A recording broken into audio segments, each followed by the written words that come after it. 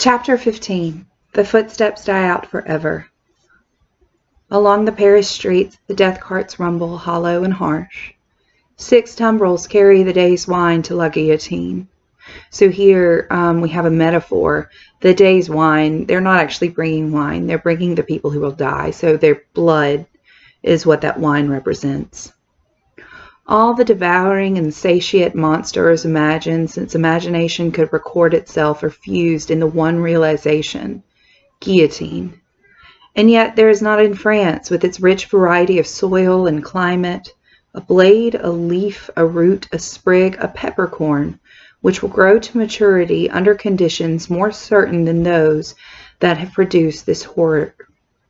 Right here I want you to stop, and in your book I want you to kind of make a note of this. Maybe not in your book, but take the rest of this paragraph, and you need to write it down.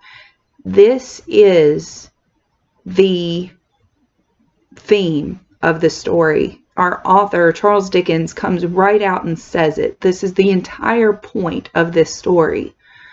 Crush humanity out of shape once more, under similar hammers, and it will twist itself into the same tortured forms. Sow the same seeds of rapacious license and oppression over again, and it will surely yield the same fruit according to its kind. So I want to talk about that. We talked earlier in the year when we first started reading this book about the main things that were the problems. You had a huge disparity between the rich and the poor. You had a justice system that did not, that treated certain citizens unfairly. And you had a government in which a large portion of the society was unaccounted for, were not represented.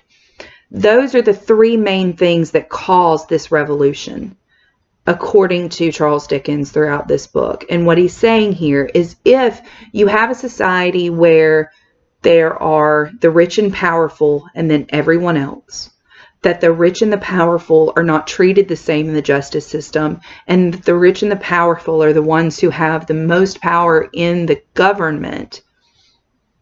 If you have a society that is like that, its only recourse will eventually be a bloody revolution. So this is a warning, mostly to Great Britain at the time of Charles Dickens writing this, but much more so, it's an example of why this story is one that we can read, because we can look at societies today all over the world, and we see places where the number of rich people, the amount of money that rich people have, is so different than the rest of the country, where you have certain groups that aren't being represented in the government, aren't being represented in the justice system, being treated differently by the justice system.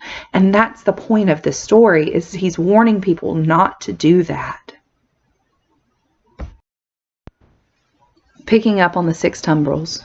6 tumbrils roll along the streets. Chain the seas back again to what they were, thou powerful enchanter, time, and they shall be seen to be the carriages of absolute monarchs, the equipages of feudal nobles, the toilets of flaring Jezebels, the churches that are not my father's houses, but dens of thieves, the huts of millions of starving peasants. No. The great magician, who majestically works out the appointed order of the Creator, never reverses his transformation.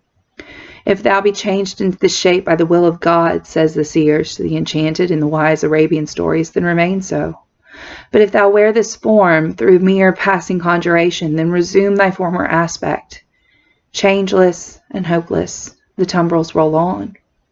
As the somber wheels of the 6th cart go round, they seem to plow up a long crooked furrow among the populace in the streets. Ridges of faces are thrown to this side and to that, and the plows go steadily onward. So used are the regular inhabitants of the houses to the spectacle, that in midday windows there are no people, and in some the occupation of the hand is not so much as suspended, while the eyes survey the faces in the tumbrils. Here and there the inmate has visitors to see the sight, then he points his finger, with something of the complacency of a curator or authorized exponent, To this cart and to this, it seems to tell who sat here yesterday and who there the day before. Of the riders in the tumbrils, some observe these things, and all things on their last roadside with an impassive stare, others with a lingering interest in the ways of life and men. Some, seated with drooping heads or sunk in silent despair. Again, there are some so heedful of their looks that they cast up the multitude such glances as they have seen in theaters and in pictures. Several close their eyes and think or try to get their straying thoughts together.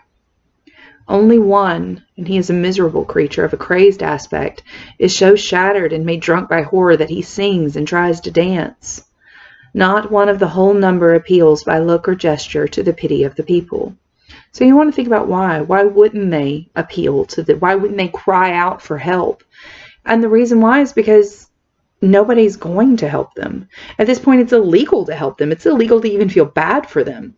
So they all go through this knowing that there's no saving grace. There will be no Savior come.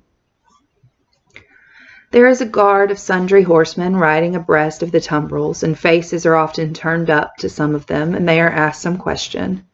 It would seem to be always the same question, for it is always followed by a press of people towards the third cart.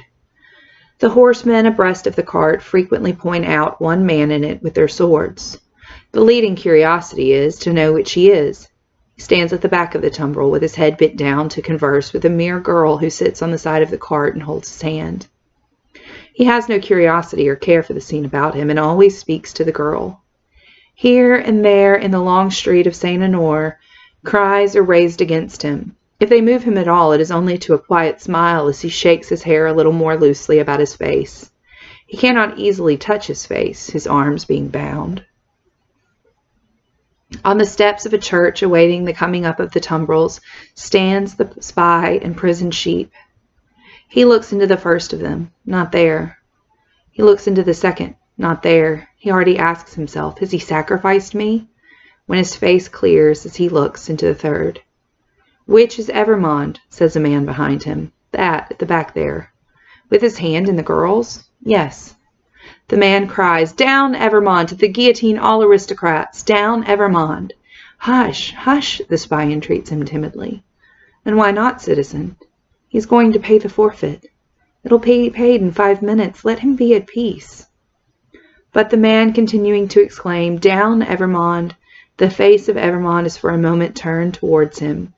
Evrémonde then sees the spy and looks attentively at him and goes his way. The clocks are on the stroke of 3, and the furrow plowed among the populace is turning round to come on the place of execution and end. The ridges thrown to this side and to that now crumble in and close behind the last plow as it passes on, for all are following to the guillotine.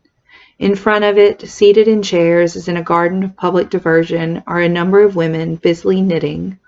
On one of the foremost chairs stands the Vengeance, looking about for her friend. Therese, she cries in her shrill tones. Who has seen her? Therese Defarge.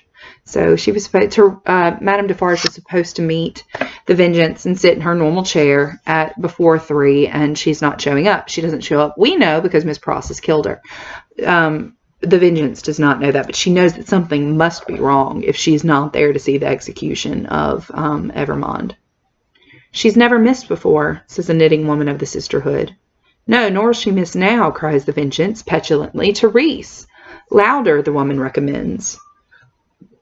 Aye, louder, Vengeance, much louder, and still she will scarcely hear you. Louder yet, Vengeance, with a little oath or so added, and yet it will hardly bring her. Send other women up and down to seek her, lingering somewhere, and yet although the messengers have done dread deeds, it is questionable whether of their own wills they will go far enough to find her. Bad fortune, cries the Vengeance, stamping her foot in the chair, and here are the tumbrils, and Evrémonde will be dispatched in a wink, and she not here.